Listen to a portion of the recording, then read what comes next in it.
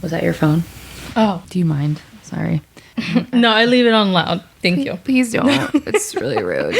You've done this before.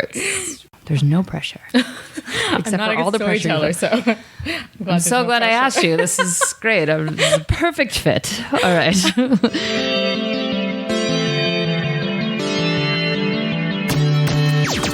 Oh, hi. You're listening to Service from Hell, a podcast featuring people that are currently in customer service positions or the lucky few that got out and all of the good, bad, and infinitely irritating things that go along with that work. I'm actor and writer Kate Gaffney, and I'm uniquely qualified to discuss this as I used to work at a very busy and very popular comedy club in Los Angeles, and at least one of you listening right now has probably grabbed me and told me you were ready to order when I was running around like a crazy person. So let's eat!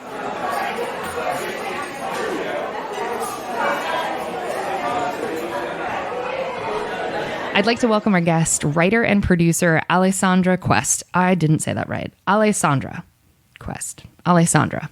That was Quest. Perfect. Okay. Should I applaud myself? Yes. Okay. Alessandra lives in the shadows, emerging only to feed and purvey general mirth. I can't. I should have read this before. I didn't write this bio, and it's the funniest bio I've ever received. She has an affinity for U.S. dollars. I'm not going to get through this. She has an affinity for U.S. dollars and produces reality and game show television to accrue said greenbacks. She's so ridiculous. In addition to the throng of bitches she calls her friends, she has 2 female dogs that are very cute.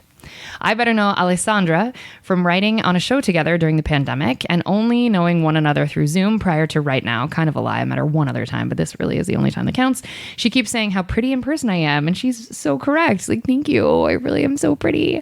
That said, Alessandra, what brought you out to LA?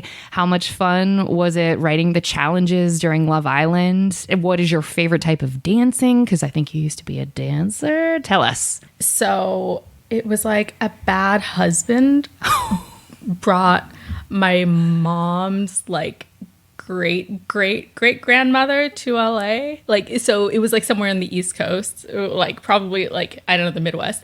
I'm not from there if you can't tell.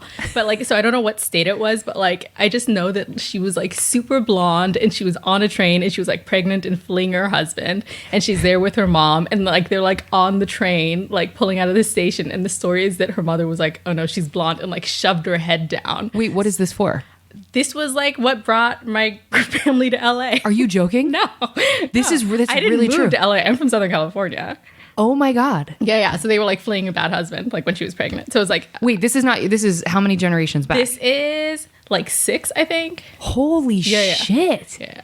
Wait, shoved her head down on the train? And yeah. what? So like pregnant young woman's mother shoved her head down, like at the last minute, like we're skipping town. We really need to hide your blonde. I think it was like an afro or something, but she was like bright blonde. Oh my God. Yeah. So that's what got your family to Los Angeles? Yeah. A train. With the head being shoved. So how many generations back? Are you properly, you said Southern California. Are you properly from LA or where? I was born in Camarillo, which is just north. Okay. Yeah. And so how many generations? 6, 4, 5, 6? I'm a 6th. That is deep LA. We're deep, yeah. Wait, do you hate it when people move here and like shit all over your city? No. What bothers me is the people who are like, I don't know, the most special person in their small town, and they move here and they're dicks. And they're like the worst ones in traffic and they think they're special. I feel like that's the worst part about LA. Can you pick them out of a crowd? Yeah. How? Because they're the ones like not trying to stand in line and like cut, because they're more special. That's right. Oh, that's so funny. Wait, so then having been generationally in LA, what made you want to be in entertainment? I feel like you would hate it. What else is there to do? Fair enough. That's a great question. It's like, do you want to go to the party? And everybody's like, yeah. Like, why would you say no? That's right. It just feels right like here. that's all you can do here. Yeah. So you started dancing like as a kid? Well, my mom put me in dance when I was 2. So okay, that's just what I started doing. Yeah. And you got really good at it and loved it. Well, the thing is, we moved around a lot, so I like have a lot of experience in whatever kind of dance was available at the time. But like, no, I was not near professional in any sort of dance. I just have a lot of experience in different kinds. Oh, that's cool. Do you still do it? Yeah, because it's like, it's a part of me. It's something I really deeply love. It's what I do for exercise. Oh, it is? Yeah. What kind of dance are you doing right now? Well, there's a lot as we speak. No, you're like currently dancing. There are pro ballerinas that do class on Instagram, so that's just what I've been doing. You've been taking pro ballerina classes on Instagram? Yeah, it's not like I signed up. You just like, they do lives. Oh, that's awesome. Yeah, it's really great. Quick listener note, Alessandra, I am going to get this name right. Alessandra has on a shirt that's made of cardboard. So, and she's talking with her hands a bit, totally fine. But if you hear a it's not me. It's a guest being a diva. Just kidding. Just kidding. She just has on a really cute shirt that is making noise. Okay, so you are taking Instagram live classes dancing. Are you just doing like toe pointing shit in the middle of your living room? Yeah. I hold on to my dinner table Do you the really? counter. Yeah. Wait, I love that. Yeah. Does your husband live for it? No. Oh, he doesn't like it. I don't think he cares. I think he's just happy I'm working out. Aw, Yeah. that's nice. Okay, how much fun was it being a challenge producer on Love Island? It was great. Really? Yeah. I don't feel like we had to work as hard as everyone else. Morale was a lot lower in different departments. We were, in Hilo, Hawaii, and other teams didn't have cars, but we had a car, and so we could just explore a little bit. We were very much like a family. We got tired of each other at times because we were spending 6 days together a week, but it was so fun. And then you could watch the live feed at any time of the day. So it's like the Truman Show. If you go into the control room, it's like a million big screen TVs. Each screen is split into 16 different cameras. And so it's just wild, the views you could have. But anyway, in our office, which was a restaurant, we had just a live feed. And so, but it's like, what else are you going to do in a quiet part of Hawaii? So we would call it a day, go make our dinner. And then a lot of us would go back down and watch the live feed, Yeah, well, the episodes, we just got super into it. I never expected to be so attached to these people that I've never met. So you never did get to meet them? No. Like I probably could have, but no, I haven't. How does that show? So for people who don't watch the show, it's so good. How does the show work, and what does it mean when you are a producer of the challenges? So these shows, they cast a wide net, and they try to, cast the hottest, most interesting, diverse group of young singletons. And then they live in a house together, they do various challenges, and the challenges are always in some way love themed. And so maybe it's a test of compatibility or a pheromone test or so on. And these tests are really good and because they help drive the story. So it's like they might create controversy, they might create moments, or, that's basically why they're there. Okay. And it's a bit action. It's almost like the sports time. So to produce that, does that mean you would come up with these challenges, or what does that mean? Yeah, so you come up with stuff, the art department would build it, or the props team would build it, and then, yeah, you're there and you track what's going on. What was your most proud one that you came up with? I know you had a team with you, so you probably didn't come up with things alone, but what did you have an idea that came to fruition? So for Paramount Plus, we would do like live hits. And so it was instead of any of it being edited, it was start to finish entirely a live challenge. Ooh. Yeah. And so these were things that you kind of had to make sure would carry on their own, like you just had to trust the momentum and trust that whatever you would build would work for like 40 minutes to an hour. Okay. So meaning like you needed the challenge to be able to go on for that long. Yes. Without producer interference or, so on.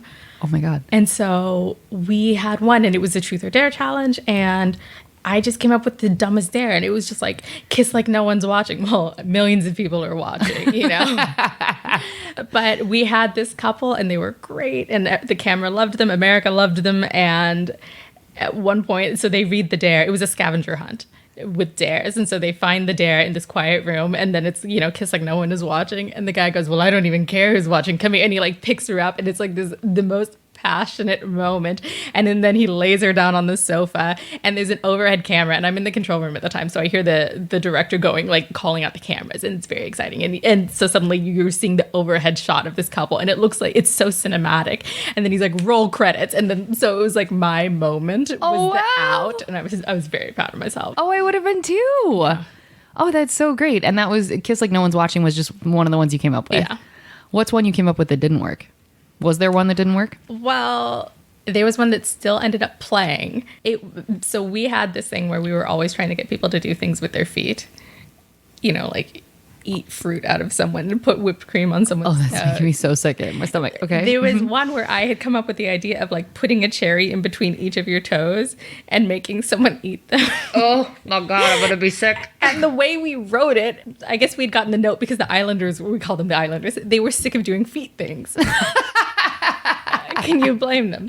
No, I cannot. And so the way we wrote it, I don't know. I don't think it involved feet, but the way they interpreted it, they put the cherries in between their toes, and then somebody was going to eat them, and we're sitting there going, that's not even what we wrote, but we're so happy they're doing it. It wasn't supposed to be a foot challenge, but all right. But now it is. And so we're so Somebody's excited. gagging trying to eat food from someone's foot. Oh, that makes me want to throw up. Brr. Okay. Oh, and I hate feet. I do too. But I'm not one to go on reality TV. Fair enough. You don't have to be game for that. Do you know the casting process? I know you said they cast a wide net. Do they make them take those, not divorce, whatever the hell those psych tests? I've heard that they make them go through these extensive psych I evaluations. feel like it depends on the person. Because I heard one of the girls saying, did you guys have to take like a reading test? And people were like, no. And so I don't know if that was just like the psych eval or if they're like doing like a Forrest Gump test for her. If they're like, is she below the line? Like, can we even put her on TV? Is this unconscionable that Yes. we've like cast someone like this? So there's some, I'm not entirely sure though, because it's a different department. But what I do know is that I think they reach out to people on Instagram. They reach out via all social media platforms to find who's hot and single. Okay. And what's your favorite thing about being a writer? Making people laugh. Do you do stand-up then too? No, Why not? I should. You should. You're very funny. Truly. Thank you. I took a stand-up class a few weeks ago, but I was doing this graveyard shit. They call it overnight, but it's graveyard. Yeah. For reality TV, and so I'd started the stand-up class. I took one class, and the woman leading the class is like, she's like, this isn't going to work for your schedule, so we'll have you in the next session. But let me say, in that one class, it went very well for me. Did it really? Yeah. Did you try out like material you had already written in the first class? No, because they were like, she's like, no pressure, which is good because I would probably just panic anyway. So would I, yeah. And she's like, no, just so, we didn't know what we were getting into with the first class, so nothing was prepared. And she's like, talk for 5 minutes about whatever is going on in your life, whatever is personal to you. And so you did, and then you felt, but you got laughs even in that. Yeah. Oh, that's not in the idea. I would assume is to teach you how to follow the laugh and get like truncated and make it. I mean, you didn't take the rest of the class, so you don't know. I didn't get that far in the process. She was like, yeah. No, it's your schedule. It's your schedule. That's why you can't continue. Yeah. We'll see you in a couple of years. I'll be back, you guys. I promise. Whatever. If you book something else, that's fine. What's the Zoom link? Why is the door locked? I can see you guys. Let me in, please. Why are my emails bouncing back? Is this a real email address? Okay, so making people laugh is your favorite thing about being a writer. Oh, yeah. Okay, and what's your least favorite thing? Rewrites. Hello. That's so honest. The eye strain. Because nothing's ever done. No. Oh, it's the worst. Okay. And what's your favorite thing about being a producer? Money. Hello. That's honest. Well, you mentioned the greenbacks. Why lie? Why lie? That's right. Please don't. That's not what our audience wants. It's work. Yeah. We do it because we want the money. That's right.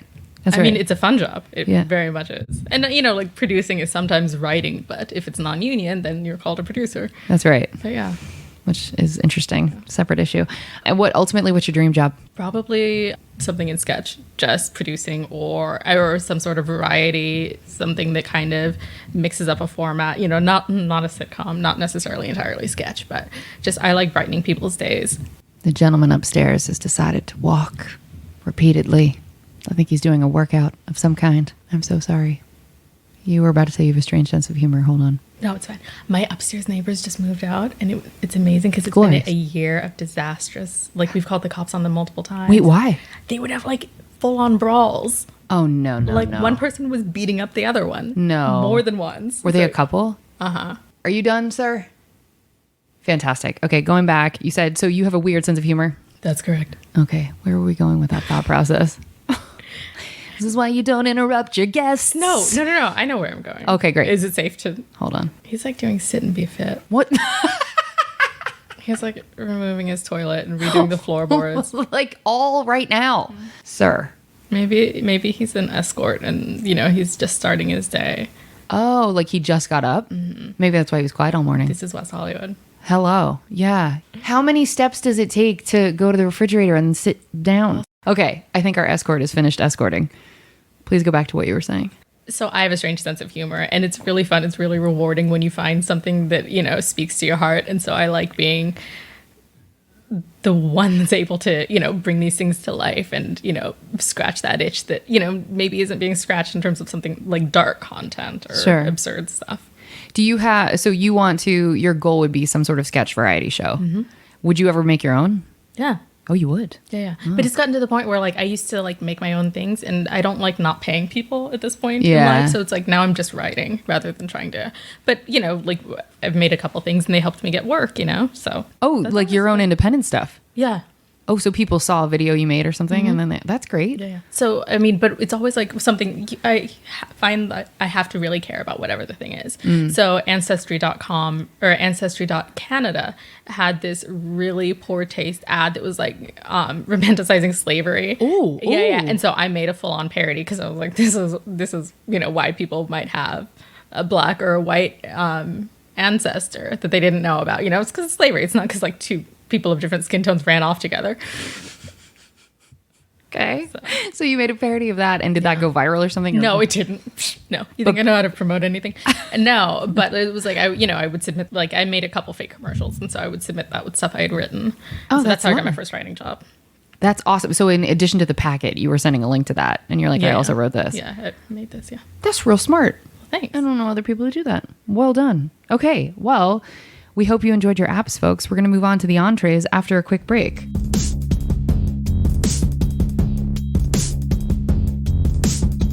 We are back, and now it is time for the entrees. Okay, now this is the section where it's like a bunch of questions in a row, but feel free to tell stories or not. It's totally up to you.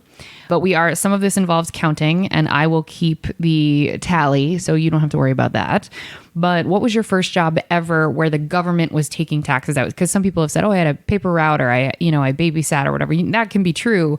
But do you have like a job you can think of where you're like, oh no, I was young and the government was taking my money? I was a child extra. I'm so excited. I'm so excited. The extras agency and the government, Uncle Sam, both took a cut. Okay, so wait, what was your first child extra experience? It was also the day that I first had body odor, and that was Jerry Maguire. Wait, you first had body odor? Yeah. So you did someone make a note or something? So no, we were just like at this house in Thousand Oaks, and it was the dead of summer. And for whatever reason, the AC was not always on. I mean, because it's filming, you can't, right? Right. And I remember my mom telling me, like, go to the bathroom and wash your underarms with soap. Aww. Yeah, and that was and then right after that, I got my first Teen Spirit stick of deodorant. So it was a growing moment. I'm lactose intolerant, but I got chocolate Yoo-hoo on set, so it was great because you could have the things that you couldn't have at home. It's so true. Lots of gum. Yeah, they try to keep you interested. Yeah. But so I would assume as a child, though, to be an extra as a kid, you're getting featured a lot then because they have to pay you so much more. Or no? Not necessarily. I don't know. I mean, because sometimes it might be something like a cattle call situation where you're just that's right. One person, maybe it's the back of your head in a crowd. But in this case, you could see us. Because we can see you in the movie? Yeah, you can see my sister and I. We are like relatives watching the football game. Relatives. It's a couple scenes. Okay. Guys get really excited because guys are always like, that's my favorite movie. Are you serious? Yes. I love that. That's actually really fun. Okay, so that was your first job ever, and the government obviously did take taxes out. How long were you a child extra? Like on and off through like middle school. Oh, really? Yeah. Okay, and was that just by virtue of being in LA or near LA that it was just wanting an easy... money, and it was a good excuse to get out of school. Yeah. And we were homeschooled at that time too, so. Oh, you were homeschooled? Yeah. Oh, how interesting. Wow. Okay. So 4th and most of 5th grade, I was homeschooled, but not the rest of my life. Are you able to tell why, or is that too? Oh yeah, no, it's fine. So at the time we lived in Wrightwood, which it's like Kentucky in California. Okay. But it's like an hour north of LA. Ooh. In the mountains. Oh my God. And there was one school in town, and it was a really bad school. It left a great deal to be desired. And so my mom was like, I'm just going to homeschool him. Wow. So, we had to meet with a proper teacher once a week, but it was like an independent study program. And what made you move to Wrightwood? My dad wanted to live in the mountains because he was working out at Edwards at the time. Out of Edwards Air Force Base. Oh, yeah. Are you a military kid? Mm-hmm. I didn't know that. Yeah. But you've only ever lived like in and around Southern California? Because he was a test pilot, and so they have to live in like remote areas because you can't be like testing stuff, and you don't want it photographed, or also people crash, so you don't want that over a city. So it was like a lot of remote areas in Southern California. Oh, okay. That's very cool. Okay. How many customer service jobs have you had total? And I count background work as customer service. I genuinely do, because you're servicing everybody on set. So that's one. It's a lot. I mean, I can't tell you how many restaurants I've worked in. So many. I was a lifeguard in high school and college, which was great. Okay, wait, That why was was at it? pools. Wait, so why I feel was like it? that was customer service. It 100% is. Why was that great? Because we got paid to hang out with your classmates and swim and jump off the diving boards or Did you ever get a rescue? one. Ooh, what happened? This 4-year-old kid like couldn't swim and he went down the slide. So he was just like flailing. He wasn't like drowning. He Yeah. would have gone down, but I just hopped in and pulled him out.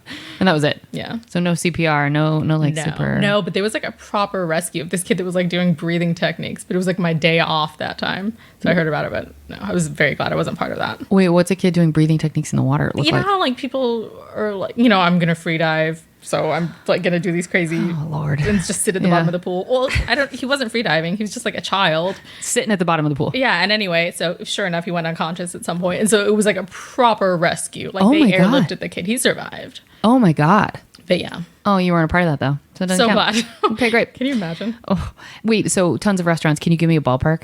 More than 10? No, not more than 10. Oh, okay. I Do you, just like to exaggerate. oh, so glad. So glad we're getting there. Do you want me to like? Yeah, I do. Okay. If you're comfortable, Yes. even if you're not. So I worked at. Well, my first service industry job was Starbucks, Oh, and then Acapulco restaurant. what the hell's that? Is that, I assume, Mexican? You were so racist. I know. Yes, it is Mexican.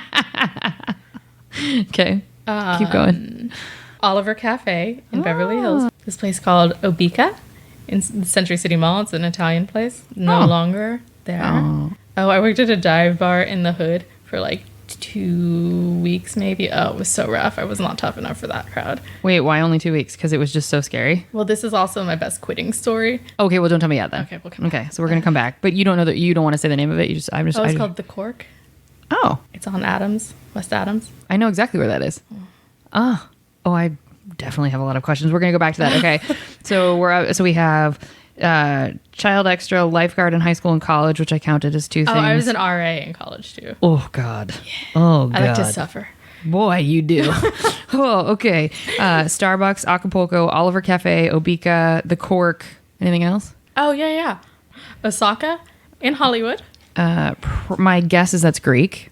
That's Definitely not Japanese. Okay, cool. Osaka and It's Hollywood. Japanese Peruvian, amazing cuisine. Wait, is it really Japanese Peruvian hybrid? Nikkei, because so in World War II, a bunch of people like left Asia and went to South America. That's right. And so it's that hybrid. That's fusion. actually kind of cool. It's great. Yeah. Okay. Really good food. All right, Osaka. What else? I think that might be it. And then Okay. Osaka, I worked out of the same space when it had become some random sports bar also, but like a year or two later. So it's like, it's another, I guess it counts as a separate gig. Yeah. It was a different staff. Yeah. Okay.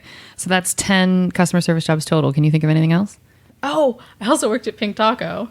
What? I opened the Sunset one. Oh, I loved that location. It was so small. I really liked it. Is it not there anymore? They moved. So I think the pandemic took out the tiny little one. Because there was one that it used to be Miyagi's, that like Japanese restaurant that was like properly like right past, what's that famous hotel? Where everybody died.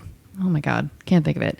Anyway, they took over Miyagi's and there was a Pink Taco there. Then there was like a tiny little stand on the opposite side of the street that was also Pink Taco, which was confusing for me.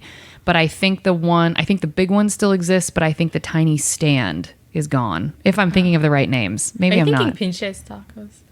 I don't think so. Okay. Oh, I'm going to look it up now. Maybe I'm wrong. Will you tell me which one you worked at and I'll tell you if it exists and if you're a liar. The Pink Taco that's like right by Roxbury. Oh. Okay, no, I'm There's looking. not still a Roxbury, right? Isn't there one? Night at the Roxbury? Isn't that Yeah. a thing? I'm just assuming it's not around anymore because I would Okay. have tried to have gone. So there's one. Wait, this is really good audio. I'm keeping all this in. I'm not editing a second of this out. Official Pink Taco, Official vagina. Official Vag is actually their website. There's only one on the Sunset Strip now. Okay. And that is on, well, whatever, it doesn't It's matter. like right under the chateau. It's right by Roxbury. Yeah, it's exactly where you said. Then what am I thinking of? Anyway, this is boring audio. Okay, so Pink Taco, what did you do there? I was a server. Okay, were you a server at Osaka too? Yes. Were you a server at all of the restaurants? Yes, but Okay. at some of the restaurants, like at Obica and Oliver's, sometimes you would make your own drinks. obviously. That makes me so mad. I'm writing that down. All right. So then we have 11 customer service jobs. Does that sound right? Sounds sad. Sounds sad. Okay. I would agree. Oh, hold for plane. I got to get money and get a studio. This podcast needs to start making money because this is exhausting. Okay. Hold for plane. Jesus Christ. Of all of your customer service jobs, of the 11 that we just counted, which was your favorite? Lifeguarding. Lifeguarding. Sure. Why? Because we just had to play by the pool all day. Okay. That was it. And you didn't worry about your skin getting all sunburnt and stuff? Like, I mean, I wore a lot of sunblock. You did? Yeah, Okay. we would reapply. Yeah? Yeah. Did you do the zinc on your nose? I did not, no. So you weren't really that much of a lifeguard because that's a true commitment is a zinced nose. I mean, you hang out in the shade because it was the desert. These were pool lifeguard gigs. Ooh. So it was hot when Oh, it was yeah. That's summertime, wicked. yeah. Did you ever faint? No. Oh, okay. She's No, real because it skinny. was, you're hot, you drink water, you hop in the pool, Oh, so rinse you- and repeat. So weird. You like knew how to take care of yourself as a kid? Not every kid does. Okay. And what made you, did you have lifeguards in your family or something? Was there a reason you were attracted to that job? So, all kids get like retail jobs. And my mom had told my older sister when she was like 15 or 16, she's like, no, you can be a lifeguard. And so my sister was a lifeguard and then I followed suit. My brother did as well. Okay. So your tight knit family is that it was like your mom was like, you will be lifeguards. I feel like she was just like, no, this is a more prestigious job for kids. It like requires some sort of skill or brain power. Something. Well, you started as an extra and that, you were in the big time movies. So it was like you couldn't go work at Abercrombie. Could not. That'd be You could not. embarrassing. It would be. It was a step down. So you made the right choice. Especially because I told her, I was like, I'm going to Abercrombie and I'm taking off my shirt and standing in front. She's like, no, lifeguard. I'm also going to put on that offensively aggressive cologne and just, I know I do too, right? They pump that shit in the air. Least favorite job of all of your customer service jobs? The cork. Wait, why? Oh, it was so tough. Just emotionally, the people were so tough. And I don't even know how to. Well, for people who can't see you, I'm going to describe. She has the teensiest little ballerina frame, and she is very gentle and has like long features, and is someone who like you automatically know is a dancer. So I would imagine working at a bar with a rough crowd, they might think that they could take advantage of you in some ways. Yeah. Not like, I don't mean that in the super negative way, but like just kind of do whatever they wanted, run riot, as they say. But it was also like, it was the sort of thing where you would have to pick up the cash like for each round. Oh, so were you bartending there then? No, I was not. I was just serving, but it was just, because it was like a sketchy environment, they had these specific rules. Oh, okay. Yeah. So it was a cash only bar? Probably. I mean, maybe they could have opened tabs. I don't remember. It was kind of traumatic because it was like emotionally really hard because you had to kind of like hustle. You were like you didn't have your own tables and the girls were nice, but it was just like, I guess I don't like working in that environment. I wouldn't either. No. I feel like I wouldn't either. Okay, so we will get to the quitting story at the Cork because everybody's going to want to hear that. But that was your least favorite, and it was just not a pleasant experience. And you lasted 2 weeks. Something like that. How'd you find out about that job to begin with? My sister got the job. Oh, so she continued on working? No. So we Okay. quit around the same time. Okay, well, we're going to find out about that. All right.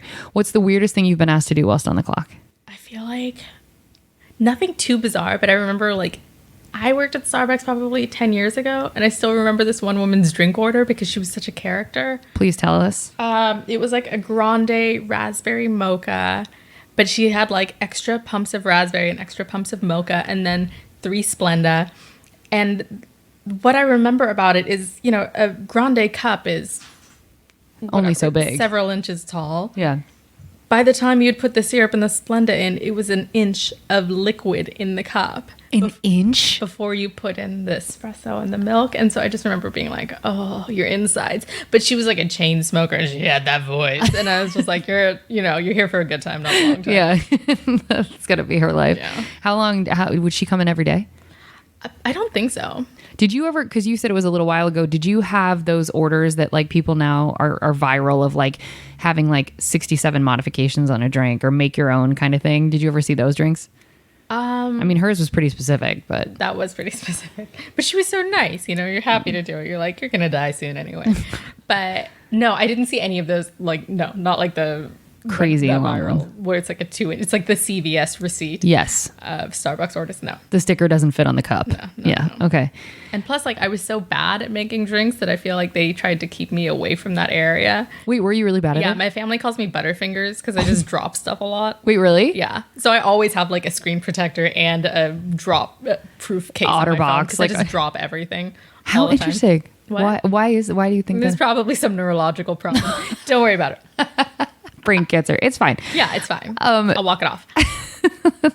So as far as the weirdest thing, that is like the weirdest thing you can think of that happened while Yeah, which isn't weird. It was just a very specific. That's weird. I feel like 3 Splenda on top of all that sugar. And then Because people are asked, they're like, "You come to my house, you pick up the briefcase," and I'm like, I don't have any weird sorts of favors that people were asking me. oh, I can't wait for that story to get shared on this podcast. You Okay. knock 4 times. Like, Turn around, walk downstairs. Okay. Is there an incident? You're so gentle and soft spoken. I doubt this happened to you, but was there an incident that ever made them ask to speak with your manager? Although you worked at Oliver, so I feel like the Beverly Hills crowd maybe had some. I don't think anyone ever asked to speak with my manager, but I remember, I had, because I was an RA and I used to mediate my parents' fights during my formative years, I have a lot of experience in de-escalation and mediation. And I know how not to approach things, guns blazing, try to find common ground with people. And so that was, that's very helpful going into customer service. And so if you could tell that people were getting heated or that it was out of your control, I mean, I would just go and tell my boss. I'd be like, I'm dealing with this, or, Yeah. or these people are mad on Yelp because such and such happened. Like, but no. I don't think anyone ever asked to speak with my manager because I am perfect. I'm an angel. Yes, she's angel. I've done nothing wrong. Nothing wrong ever. I hope your husband listens to this podcast. It's so funny. To everyone I've ever hurt, I did nothing wrong. You're bad. You deserve it. Oops. It's so funny. You're the only other person that I know, because I'm trained in de-escalation too. Some of it's, life experience. Girl. But then working at a comedy club, you would never know that I had any de-escalation experience because I would get so hot. But that's also, it's like de-escalation, you're thinking, okay, this is with reasonable human beings. And then at a comedy club, people are like, I'm here for a good time. F you guys. Yeah, that's right. If I'm not going to have a good time, I'm going to have a fight. And That's like, right. This is not this is not normal situation. It's not. Or the fight is part of the good time for them. And I'm like, what? Stay at home. Yeah, hold my leather jacket, bro. I'm about to throw it off. I'm going to flip my hair and fucking punch somebody. Okay. So can you ever think of a time, was there ever a time in the de-escalation setting in customer service where you were like, ooh, now I'm a little afraid, or like, this is way out of bounds? No. That's because good. It's like, I never felt like, I once had a woman who's, I don't remember, but when you're a lifeguard, there are very few rules that you have to enforce. It's like, don't run. I don't know. Don't smoke meth in the pool. Don't have sex in the pool. There's just so few rules, Yeah. What if you pass the exams and so on, you're good to go. Yeah. And I remember having to enforce some rule with this woman, and I can't remember what it was, but she was super pregnant, and I remember she had 2 kids because she was our neighbor. And when you live on base, you know where everyone lives. Sure. And I remember she threw her hand up in my face and said, whatever, and stormed off. And I was like, and so I would go home that night. I was like, Mom, and so I Sure. And my mom calls this woman, Good and for the your woman mom. just lies, What? And she's like, I would never. I was like, Mom, I was like, what, 18, 19, 20? I'm like, why would I make that up? Yeah. Why would I say that somebody pulled a 1994 in my face? Like, no. But the woman was such a con. My mom, I remember her dishing to me. She's like, she gets paid to be a surrogate because she was heavily pregnant at the time and it wasn't her kid. And she's like, she was just like gouging people and using the free military health care. Ew. Wait, so you were trying to get her. This is what white women do. Yeah, it's true though. Mm-hmm. I mean, it's true. Yeah. Sorry on behalf of all of us. What happened with though? Like, where she? What rule? Shoplifting from the military. What rule were you trying to get her to follow? Like, just don't run. Probably something like that. Whilst she's 9 months pregnant, running. She's like, "Here I go." Running with someone else's child. In her she's belly. like, "I don't care. No rules, bitches." That's great. Surrogacy sounds great. So, if I were wearing a tankini, I'd be mad. So. No, she wasn't. Was she really? Yeah. With a full-on belly coming out. Yeah. Listen, live your life, have whatever body you have, but I just don't like her. Okay. What's the last straw that got you out of now? Because you're now fully producing and writing. So you don't have what we would call like survival jobs or solvency jobs or whatever. You are doing the thing you want to be doing. So was there a moment, maybe Take that, bullies. she's winning. I don't remember any of you guys. Sarah and Jessica and Dana and so what was there like a moment when you that maybe it wasn't dramatic, but where you were like, oh shit, I don't have to have a survival job anymore? Or was it some dramatic like fuck customer service, I'll do whatever I have to do to be able to write and do and produce and whatever? I had a like fuck this moment when I was working at that dive bar. Okay. But like, no, I love money so much. And you get really addicted to the cash working in a restaurant. That's right. Especially good cash. That I took a studio job. Like I was working a 9 to 5 and I could have stopped. But for like the first almost year or so, I was still working Friday and Saturday nights at a restaurant because I loved the money. And then I was like, I need to just stop doing this because it's occupying enough of my life. Yeah. And you were burnt out, weren't you? That's a lot of working. I'm like a strong bull. She dancer. She not need breaks. No. Okay. Please tell us the cork story. Oh, okay. So, I mean, you've already heard me say I was not tough enough emotionally, or I wasn't enough of a hustler. Your ballerina frame wasn't point toeing anybody at the bar. I keep saying that, please. I walk into furniture, I collide with stuff all the time, so please make me feel graceful. No, but I hated that job, and I hadn't been working in it very long, and I had already decided it wasn't for me. And, you know, I'm fortunate in that I don't get headaches. It's either, it's dehydration, it's lack of caffeine, it's, is my ponytail too tight? Do I need to sleep? There's just a few causes. Have I had too much sugar? And I had a headache, and there was no real reason. And so I decided that job was the problem. Okay. And so I texted my boss. It was a formal text. I said, "Dear Kava, I have a headache and I'm never coming into work at the Cork ever again. Love, Ale." And that was it. And Love, Ale is my favorite thing. Wait, so how did your sister find out about the job? Because it wasn't nearby to where you guys were living. I have no idea. I'm guessing it's Craigslist. So did she quit shortly thereafter, you said? I have no idea. She must have, just to save face. Oh, because she was embarrassed of how you handled it? Well, probably she did. I'm like, I have no idea when she quit. Something, but you both ended up being done there. Yeah, in a very short time. Yeah. Did he respond to the text? Yeah, he called me. Oh, he did? Yeah. Did you pick up? No. Of course not. Oh, it felt like a weird pimp situation. Like he was like a kind of a hard ass boss. And you thought he was going to call you and yell at you or try and convince you to stay? Yeah. And you're like, not today, sir. He'll be fine in being short-staffed. It's not that crazy of a place. Did he leave you a voicemail? I don't think so.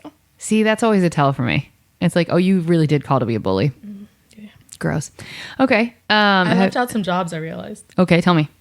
Tart. What the hell's Tart? It's a restaurant across the street from the Grove. It's attached to the Farmer's Daughter Hotel. Okay. It's like a brunch place. Okay. Was it another restaurant that you left out? Okay, I'm going to put a blank and add to your number. If you think of it, tell us. But now, for people not in LA, Oliver Cafe is in a very specific neighborhood in Los Angeles that has since lost some of its sort of glory in that like places are leaving and it's no longer as hot as it was. But when it was really hot, there was a lot of money flowing through there. Not that there's not still. A lot of agencies were based out of Beverly Hills. So do you have any like crazy celebrity stories from working there? Mark Wahlberg came in one afternoon. Is he real pretty in person? He looks exactly like you would think. Yeah. It's no surprise. I mean, if he were thinner, I could probably pick him up. Oh, he's tiny. He's fun size. Oh. I don't remember how tall he was, but he was not like a full drugstore Snickers. I shouldn't say that. I'm going to ruin my career. Yes, you should. He knows how tall he is. Drugstore Snickers, I can't. Okay. So tell me though, what... Oh, but he like called me sweetie and baby. It was always like... But it wasn't even offensive just because like I'm from California, so I get a kick out of people who are like, East Coast. Should say foreign. But it's like, you know how like Armenians are like, baby, and you're not offended. It just feels like a term of endearment. It was the same thing. Okay. Yeah, I get a huge kick out of people from like the Northeast, like the Jersey Shore types or like the Boston types. It's like a different culture altogether. It's like a different country. Yeah. Yeah, 100%. Yeah. So do you have any other celeb stories? They speak fight. They do. I asked Robert Shapiro to be my Valentine, and he said yes. Aww. Because I was working a double on Valentine's Day, and he was there during a dead period. There was no one else there. And I saw his cufflinks, And I'm thinking, is this Robert Shapiro? And his cufflinks were handcuffs. And I was like, this is Robert Shapiro. You're like, it has to be. This is him. And you're like, that lawyer knows a lot of people. Will you please be my Valentine? And he said yes. That's lovely. Yeah. I mean, I'm sure he was married. And I was Probably. like, we don't have to go out. But Yeah, we're not going to actually go to the bathroom, but that like, I I can- just want a Valentine. yeah, so that I can say it. I'll give you a blowjob. But like, don't tell your wife. I won't tell anybody. and not No in the photos. bathroom. We're going to do it at the table right here. Because I'm a lady. Obviously. Yeah, I keep saying ballerina. Like they give public blowjobs. Not Standards. yeah, you do. Now there was a celebrity whose name we're not going to share that we talked about earlier, who you had an experience with. Could you explain what happened? So I was at the Italian restaurant. Abico or Obica. Abica?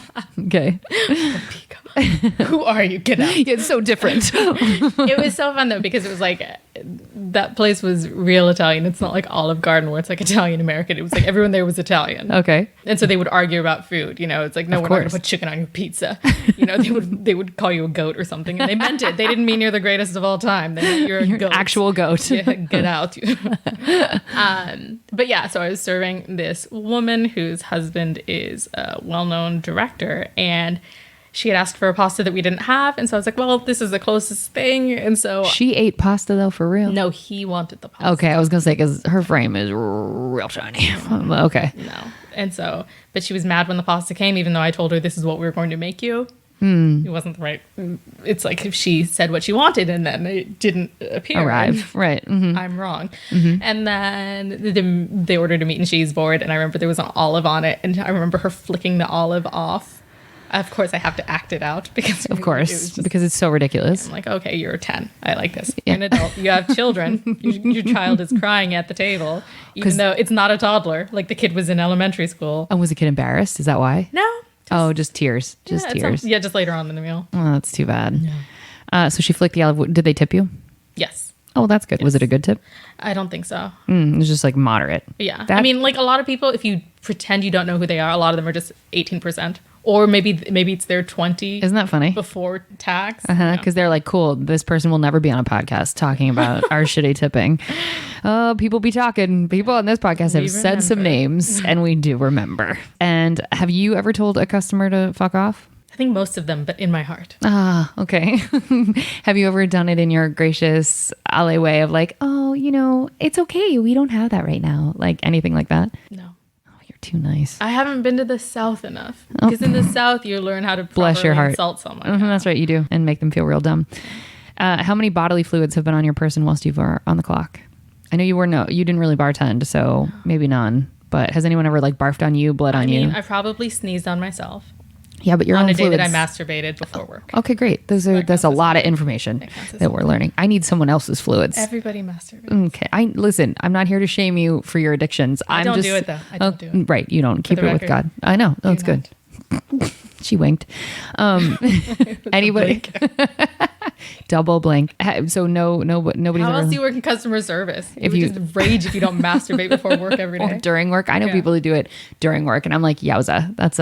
I feel like that's a problem. I agreed. Very much agreed. But they're also doing coke in the bathroom, so it's like I think that they're like, Where to start? yeah. What do we address Which do you do first? first? And also, do you get coke on your penis? What happens? What happens when that happens? What else am I snorting it off? Wait, do you have a penis? Where are we landing No, with I'm this? snorting off somebody Else's penis, and then your master. Got I'm it. not Marilyn Manson. I'm not that flexible. Can't get down to. You think he's got his ribs removed? Who But knows? I like an urban legend. I do too. Me too. I'm a big fan. So no bodily fluids besides your own. We're not trying. Nobody cares about your own. Nobody's barfed on you. I'm No, looking for commit. So I need to commiserate. No barf on you. Okay, I'm gonna come over there real quick and vomit, and then please you don't. have a story. Okay. Do you tip? Yes, How much? at least 20 on total. Now, will you ever not tip? No. Never. Maybe if somebody's like unhoused and they're like, "Ma'am, could I have $1?" That's I'll be not a like- tip, though. I'll be like, "Yeah, but I consider it a tip." Oh, interesting. That's the only time I don't tip.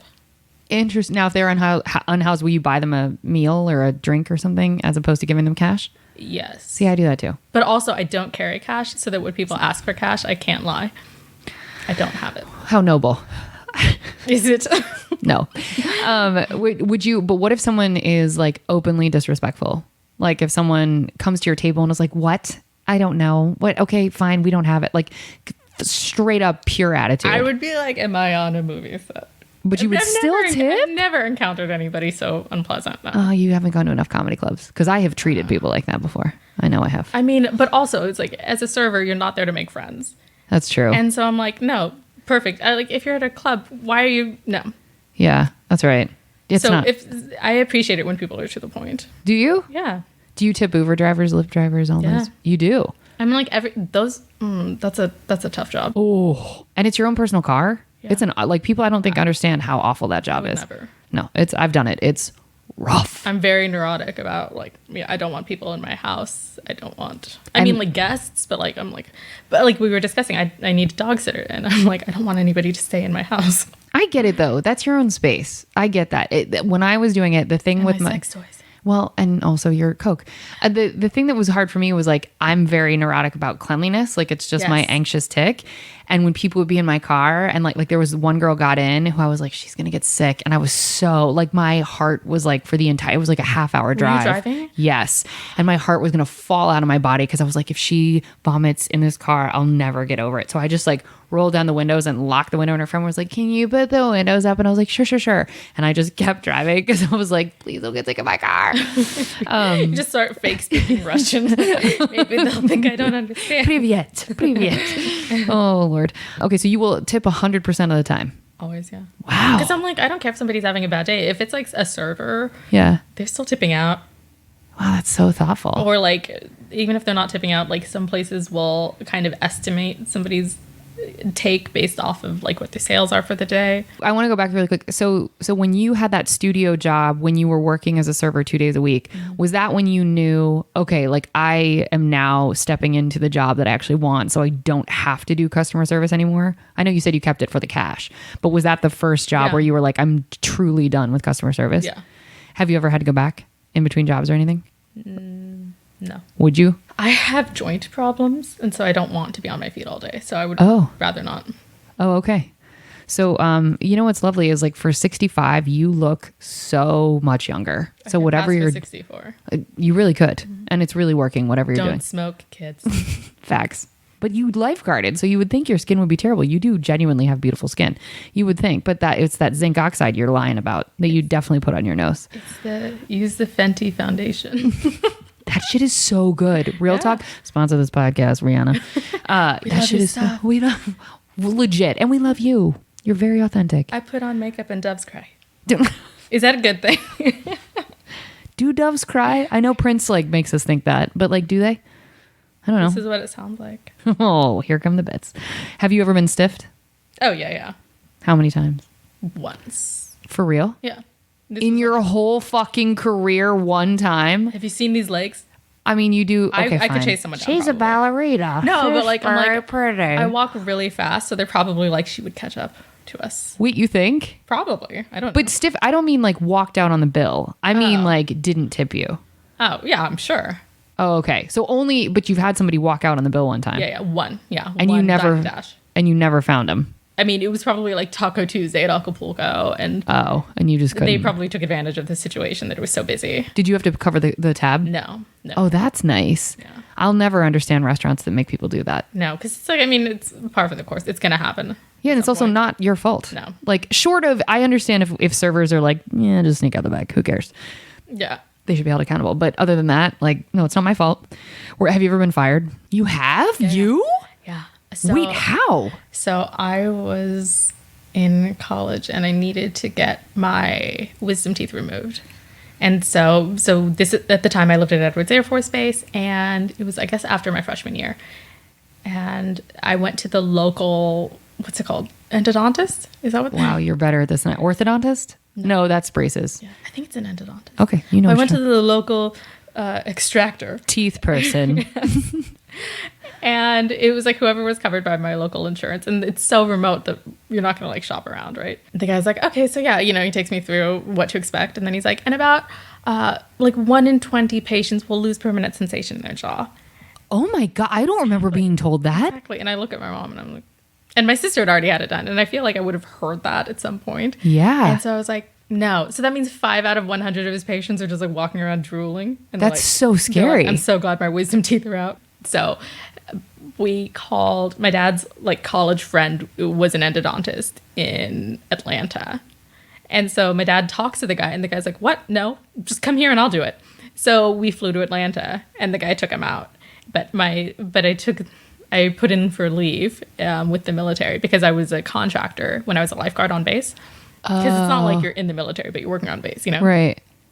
And they denied my leave, and they denied my brother's leave because he was getting his out too. Might as well. Everybody go to Atlanta, get your teeth out. Get your wisdom teeth out. And so they denied our leave. And so we're like, well, we're going anyway. And so when we got back, we had to like sign our out paperwork. Oh, so it wasn't anything like dramatic. It was like you wanted to get your teeth out of your head. Yeah. And so you're like, and I want to. That 1 in 20 fact would have sent me spinning. I was just thinking, I'm like, when I got mine out, I don't ever remember that part of the speech. He was just covering his ass because he's like, a lot of people lose sensation that leave this office. He's like, you know what? Actually, I'm a 20 for 20, but I just say it's an average because I'm in the country. It's like maybe he should have gone to medical school. It's weird how there were no degrees on the wall and it was definitely his garage, but like, it's fine. He was on base. Can you think of either the worst customer experience that you've had or an archetype of who would be the worst customer? There's a couple different types. What's unfortunate is when you encounter somebody who's been in Hollywood for so long, or they've been famous for so long that they no longer relate to you as a human, and that's frustrating. Yeah. Or, they expect you, they'll be like, I want a pasta that looks like my dog. And it's like, we don't do that here, and then they hold it against you or something. And you're like, cool, none of that makes sense, but all right. Thank you. We don't have dogfish flavored ingredients. We're not going to hand make some pasta for you. This pasta doesn't taste like my dog. I eat my dog every day. What? I don't want to know anything else. So the worst customer is like that too famous for their own good kind of person? Yeah. Do you have a story like that? How about I tell you a good famous person story? Well, we'll get there. That's the next section. I don't want to shit on people. She don't listen to the podcast, folks. I'm sorry, audience. All right, I wrote down good celeb story. All right, you have anything else? So is there anything with customer service that you're like, people, when they come in and they do this, it drives me insane? Like a quirk that wouldn't maybe necessarily frustrate someone else, but you're like, every time a customer does this, I just want it to be like, please don't. The worst was when people would like try to hold you hostage, and it's like, no, you clearly need some time. Let's leave you with the menu, and then they just want to like and point to the menu and be like, well, how's this come? And it's like, really, if you just read the menu, I'll give you 2 minutes, or like people that like don't want to let you go because they're afraid they'll never see you again. Yeah. How does a customer do that? Like, how does one, because I've felt that way so many times. So how does, what's an example of holding someone hostage besides being like, oh, well, what about this on the menu or this? Like, are there other ways that people do that at tables? Yeah, of course. They try to ask you about yourself, or they start talking about their family or their experience in Italy. And you're like, I don't care. I have other tables. I can't. I don't have time. Yeah. Yeah. Oh, wonderful. You speak some Italian. Merci, or whatever the hell the language is. I don't even know. Arigato, whatever. Can I move on? I got tired of people, like at this one particular Italian restaurant, we had a ton of regulars. Like the ambiance was terrible, but the food was really good. So if people knew the place, then they automatically liked it. I remember I had somebody who just seemed to be in the foulest mood. And at the end of his meal, when I dropped off his check, I told him, I was like, I hope your day gets better. Good for you. And he tipped me really well. And I think he didn't realize what a curmudgeon he was being. Oh, that's really lovely. I felt very passive aggressive. How much money did he leave? I don't remember. Oh, okay. But it was enough. It was something that you were like, cool. Yeah. Okay. Well, folks, we're going to move on to the good stuff. We hope you saved room for dessert.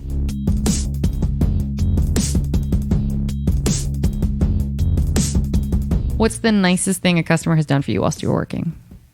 I think just fat tips, because you're there to make money. That's right. Yeah. That's right. Can you remember the best tip you've ever gotten? I can't remember, but I do remember the event. It was like some NBA players like post-engagement party or something like that. It was like they'd come from their party, and it was the entire group, and they were just it was just pure alcohol. Mm-hmm. And it was me and one other person splitting the bar. And so we made a killing, and I can't remember, the gratuity on its own was going to be amazing. And then his agent paid and double gratted us. Oh, that's the double grat. Nobody understands the high of the double grat. Yeah. It's so nice. Because especially when you get told, hey, this is a party, because often it's a flat rate for a party. And it's like, listen, the grat and the party fee is going to be $200. Like, you know, it's going to be on your check. So you're going to see, 50 cents of that or whatever. Like, and you're like, fuck. The double grat? Yes. It's like Christmas. Yes. And it wasn't like a banquet rate or anything. It was just, they just like, were like, just, we'll pay for everything. That's so nice. I hope karma rewards people that do shit like that. Because not every celebrity tips and not every person in an entourage tips. Once got $100 cash tip, but the guy like asked me out. So that was kind of gross. That's such a how'd you get out of it? I mean, I was like 22. So you were just like, no, thanks. Thank you. Thank you for your money. Bye. He was just like, listen, he was like pitching himself to me. And you're like, thank you. I would only get like old men or like foreign men or like old foreign men that would ask me out. So I was like used to men pitching themselves to me. So is that why you married an old foreign man? Because he's what, 73? 74. He will be 73. Yeah, that's lovely. Yeah. He looks great. He's a young 72. No, yeah, he's keeping it tight. He's got that cane. What's the best time you've ever had at work? Or a time that you can think of that you were like, that was actually really fun. Like, it makes me kind of miss customer service. I feel like that's she just made a face. She's like, I don't miss it, bitch. Why'd you ask that? I don't remember ever being like, this was a great day at work. Isn't that sad? Like, I mean, postal employees, like, used to go in and shoot people. Like, yes, that's right. Even if it's a good day, I don't think they're like, they literally not buying a gun. They're still buying a gun at some point. They literally call it going postal for a reason. Yeah. All right, cool. Well, we're in the positive section, so we're going to move past that. You have a good celebrity story. What was that you were going to tell in the previous section? But I wasn't even there for it, so I'm like, maybe I shouldn't tell this story. Well, now you have to. I had worked like several doubles this week at Opeka, and it was my one day off. And Bill Murray comes in. Oh, yeah, right. The person that's like never spotted in the wild. Ever. Yeah. Of course, everyone knows the person who had the fry stolen. Yeah. Okay. Everyone tells that story. No, but he like comes in, and we had this server used to be on the larger side, and he was in really good shape at the time. I mean, he probably still is, but he was trying. And Bill Murray was, or the server was? The server. Okay. Was. Okay. I can't account for what Bill looked like that day. Got it. But at one point, Bill goes to the host. He's like, hey, can you send Muscles back over here? And that just like made the guy's life. Like after the fact, we just called him Muscles because it was like, oh, it's the ultimate compliment. That's really sweet. Yeah. That's sweet. But you personally don't have like a really good celebrity interaction story. No, that makes me sad. Okay. I mean, probably. I don't know. It's all right. We'll skip it. I mean, like in customer service, well, is it Julian McDonald from Nip Tuck? Sorry, I'm making noise. It's okay. I'm just looking right at that show didn't really speak to me, so I don't know. It was this Australian guy who had crazy eyebrows, and he had on like the modern Butabi Brothers shirt. You're so better at fashion than I am. I have no idea what any of the words you just said Butabi Brothers were from A Night at the Roxbury. So it was just like a loud print. I mean, it wasn't like a tight mesh, but he was like very tanned. And I was like, is he hitting on me? Is he gay? I can't tell because he just looked like he was, I don't know, he'd been plucked from a resort in the south of France, Amazing. Like, why is he? But he told me I was pretty. You're like, thank you. I so am. I appreciate you. David Spade complimented my hair bow once. What? Yeah. Who did? David Spade. Oh, he did. He is lovely. All my interactions with him have been super positive. He's very nice. Oh, you just like pocket those? You don't talk about them? No, I don't. Those are close to the vest. No, he's just so sweet because he would come into the Comedy Store a lot, and he was always like, He's got some pull, but he's very generous and very kind. So I like that he complimented your bow. What's the best lesson that you personally have learned from working in customer service? The customer's not always right. Hello. I mean, working for foreign bosses was the best in that they were abusive, but they had a nice accent. But also, Europeans don't believe the customer's always right. So I worked for a Frenchman, and then I also worked for this abusive Italian man. And same thing, they're willing to go to bat in support of the server and argue with the customer and insult them or their tastes. That's lovely. That's really refreshing. Can you think of an incident where that happened, where one of them had your back and you felt supported? People maybe not wanting to pay for upcharges or, wanting something done a specific way. And it's like, that's not how it's done in this restaurant. And so he would have your back, or they would have your back. Okay. It was never anything like petty or tit for tat. It was just like, we're not going to make whatever it is you want. Oh God, I love it when a restaurant is like, this isn't your house. Yeah. So you don't get to behave as if it were. I really like it because I think a lot of in LA, especially, a lot of restaurants and bars are used to acquiescing to celebrities. Yeah. And so if they have some ridiculous demand, like I had a guy hand me a 20 once and he was like, go buy me cigarettes. And this was working at the store. And I was like, I'm literally on the clock here. Like I have tables everywhere. He hands me another 20. He's like, truly, I just need some cigarettes. And I was like, truly, I have to do my job. And he just was so annoyed. And I was like, yeah, you're not getting your $40 back. Thank you for my 40. Yeah, I was so annoyed. And it was like, look around, bro. There's a show going on. It was just like that level of entitlement where I was like, oh, you think I can leave a section of 100 people and walk to Pink Dot, buy you a pack of cigarettes and come back? Like, you think it's a money thing for me? Hand me $500. I'm out for the night. I'll buy you a case of cigarettes. Like, people are crazy. Did he do that thing where he like spits in his hand and puts the money in it? No, he didn't. Take a 20. Here's another 20. No, he did not. Okay, and last question. Last question. I've lost it out. Sound it out. Okay. Aha. What's one piece of advice that you would give to customers who interact with customer service workers? I feel like I have two independent clauses, so I'm going to join them with an and. So it's a 2 in 1. You're so smart. It's going to be kind and remember they're there to work. What does that mean? Don't occupy don't try to befriend them. That seems to be a thing with you. When you're at work, you're not trying to make friends with the tables. You're trying to make friends with your coworkers. She's very agreeable, folks. Don't. I'm an outsider. Still hire her. She will interact. It's that reality show person who's like, I'm not here to make friends, and then they're like, we got the soundbite. That's how you're wired. So don't occupy their time though. Like don't hold them hostage at the table. Oh, tell me about yourself. Oh, that's nice. Oh, it's another actor. Like God. Everyone wants. I feel like it's always people who are like just over 40 maybe, or retirement age. I feel like maybe they reach different people reach this point at different times in their lives. Yeah. But then they go to restaurants and they want to ask the server what it is that they're pursuing, so that when the server walks away, they're going to be like, good luck to them. I know, and kind of cast a little bit of shade. And you're like, entirely what it is. Yeah, I don't need They just want to feel better about themselves. That's right. And they're like, aren't we glad we pursued something that we're unhappy in? Because it's guaranteed. We can sit here and judge. This is nice. This is nice. We're not going to tip.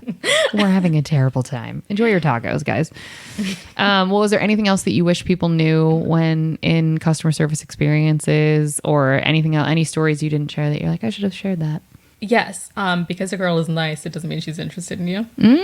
Please elaborate. There's a lot of that. I mean, I told you. A lot of that. Old men, old foreign men. Not always old men, though. When I bartended, it was like you had to be careful how nice you were to people. Well, that's because you're American. I mean, I'm American, but American guys don't like me. Wait, why? I don't know. You're intimidating. It's your confidence. I'm mousy. They have to have crossed a sea to appreciate your whole essence. Like, I've come from afar. I'm like, oh well, in that case. That's why you married a 72-year-old man. I mean, you were just like, this is how it has to be.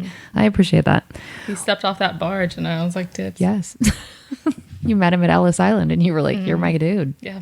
And he took his walker, and he inched his way over to you, and that was it. You just fell in love. It was a long inching, too. It was very dramatic. And slow as hell. It was like a rom-com scene. I should have played some music, because it was just like, pause, shuffle, shuffle, pause, shuffle, shuffle. Oh, we're so ageist on this podcast. It's so terrible. Well, how can people get in touch with you, Alessandra? Why is your IG filled with your dogs? Like, what's going on there? How do people find you? So Instagram is YEAH Zandra. This is my screen name that I've had since AIM days. Yeah. I'm too lazy to change it. Okay. And everybody at my first high school, everybody would be like, yeah, so and so, instead of saying like, hello. It was just, we were all like, yeah, Kate. Like, you pass it. And so I made that my screen name, and some others did too, and I just haven't changed it. It's kind of encouraging though. I kind of love that. I wish people would walk around me and be like, yeah, Kate. Like, it's like this like uplifting thing of like, yeah, that's right. I don't know what we're guessing, but yes. Yeah. It was pretty positive in hindsight. Yeah. Yeah, it is. And then my Twitter is The Lady Creep. Oh, spelled the way we think? Yes. Why? Because I am a lady and a creep. That's right. You are. You have that whole vibe. Can you spell your handle for IG? Oh, yeah. YEAH. It's not ye, like yeah. Or, Ye, Sandra. YEAH ZANDRA. Okay. Well, folks, we're going to drop your checks now. Thank you so much for listening. If you want to help us out here at Service from Hell, we'd love to have you subscribe, rate, and or review the show wherever you listen. It will help us reach more people that need to be schooled on the art of being kind and will be catharsis for those of us still working in the industry. If you want to get in touch with us here at Service from Hell directly, send us your receipts to servicefromhellpodcast@gmail.com. We'd love to hear from you. And remember, folks, if you can't afford to tip, you can't afford to go out. So don't be garbage and be good to people. It's easier that way. Thank you so much for being on. That's going to do it for us here. All right, folks. Thank you so much. Good night.